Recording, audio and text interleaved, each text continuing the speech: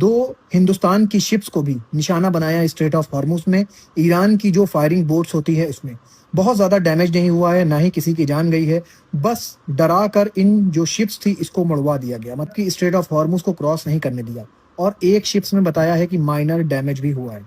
दोस्तों देखिए, ये मैं आपको पूरा ऑडियो सुनवा रहा हूँ। इसमें इंडियन शिप कैसे ईरान की जो बोट्स हैं उनसे कांटेक्ट कर रही है और बता रही है कि ये इंडियन शिप है, इस पे आप फायरिंग मत करिए, पहले आप लोग ने अलाउ किया था और अब आप फायरिंग कर रहे हैं, ऐसा क्यों कर रहे हैं।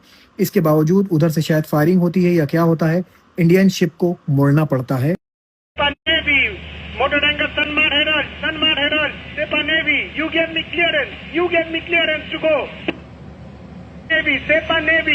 This is Motoranga Sanmar Herald. You gave me clearance to go. My name second on your list. You gave me clearance to go. You are firing now. Let me turn back.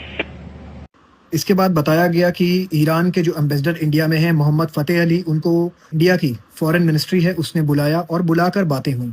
ये बातें क्या हुई ये अभी तक खुलासा नहीं हो पाया है। देखिए दोस्तों, इसमें आगे क्या होता है, क्योंकि फिर से स्ट्रेट ऑफ हॉर्मुज बंद हो गया है। ईरान का कहना है कि अमेरिका दोबारा से बदअहदी कर रहा है, इस वजह से हमने स्ट्रेट ऑफ हॉर्मुज बंद कर दिया है और अब फुल स्केल वॉर शुरू होने वाली है। इसी के साथ ईरानियन कमांडर का भी मैसेज आ गया है। उन्होंने कहा कि जो अमेरिका मिस कैलकुलेशन कर रहा है कि ईरान के पास मिसाइल ख़त्म हो गई है, तो उसका ये कैलकुलेशन बिल्कुल भी गलत है और अगर अब की वॉर स्टार्ट होती है तो ये वर्ल्ड वॉर होगी। दोस्तों ये कहना है ईरानियन कमांडर का। दोस्तों आज इजराइल ने अपनी 3 सोल्जर को, जो कि विमेन थी, उनको आईडीएफ से निकाल दिया और उनका कोर्ट मार्शल कर दिया और उनके ऊपर अब केस भी चलेगा। बताया ये जा रहा है कि उनकी ड्रेसिंग को लेकर उनका कोर्ट मार्शल करा गया है। दोस्तों उनकी ड्रेसिंग अप्रोप्रिएट नहीं थी, इस वजह से इजराइल की आईडीएफ ने इनका कोर्ट मार्शल कर दिया जब इनकी फ़ोटो वायरल हुई। इसके बाद बताया ये जा रहा है कि अब इनके ऊपर केस भी चलेगा।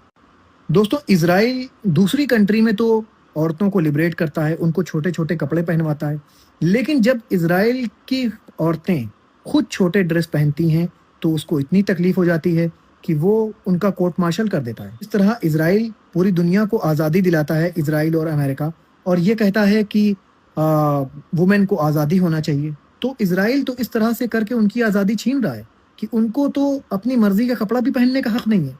इस तरह करके तो इजराइल ये साबित कर रहा है कि उसके यहाँ भी अब वुमेन को आज़ादी मिलनी चाहिए।